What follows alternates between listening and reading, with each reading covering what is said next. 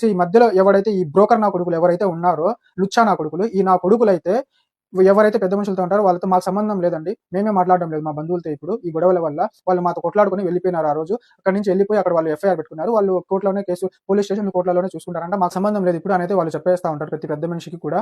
So ఈ అబ్బాయి అప్పుడు ఎందుకు సంబంధం ఉండదు? సో పెళ్లి చేసింది వాళ్ళు. మాకు వాళ్ళెవరో కూడా తెలీదు. ఎక్కడో ఉన్న వాళ్ళని మా బంధువులు ఉన్నారు, మా బంధువుల అమ్మాయి ఉంది అని పిలుచుకొని పోయి చూపించింది వాళ్ళు. మధ్యలో బ్రోకర్ల లాగా ఉండి మొత్తం మాట్లాడి చేసింది వాళ్ళు. గొడవలు చేసింది వాళ్ళు. మా అమ్మ నాన్నని బయటికి లాగి కొట్టింది వాళ్ళు. నా పెళ్లికి ముందు నన్ను కొట్టింది వాళ్ళు. సో ఇన్ని సిచ్యువేషన్లలో సంబంధం ఉన్న వాళ్ళు ఇప్పుడు ఎందుకు సంబంధం ఉండదు వాళ్ళకి? నిజమైన నేరస్తులు ఎవరు ఇందులో? వీళ్ళే కదా, మధ్యలో పెళ్లి చేసిన బ్రోకర్లు లంజా కొడుకులే కదా నిజమైన బ్రోకర్లు అనేది ఈ అబ్బాయి అడగడం జరుగుతుంది. నువ్వు చెప్పేది వాస్తవమే బాబు, కానీ వాళ్ళు ఇలా అంటా ఉన్నారు, వాళ్ళు నీతిమాలిన నా కొడుకులు, ఏం చేద్దాము అని అయితే చెప్తారు. చివరికి ఈ అబ్బాయి వాళ్ళ పెద్ద అన్నయ్యతో వాళ్ళ మామగారికి అయితే ఫోన్ చేపిస్తాడు. సో ఏంది పరిస్థితి, మీరు ఎందుకు పోయి ఎఫ్ఐఆర్ పెట్టారు? మా చిన్నాన్నని చిన్నమ్మని మీరు కొట్టింది కాక తిరిగి వీళ్ళేదో చేశారని ఎఫ్ఐఆర్ పెట్టడం ఎంతవరకు న్యాయము? ఏదైనా ఉంటే వచ్చి మాట్లాడుకొని మీకు ఇష్టం లేకపోతే సెటిల్ చేసుకొని వెళ్ళిపోండి. అంతేగాని ఏంది మీ పిల్లల బతుకు మంచిగా ఉండాలనుకుంటా ఉన్నారా, లేకపోతే ఇట్లా కోట్ల చుట్టూ తిరుక్కోవాలనుకుంటా ఉన్నారా?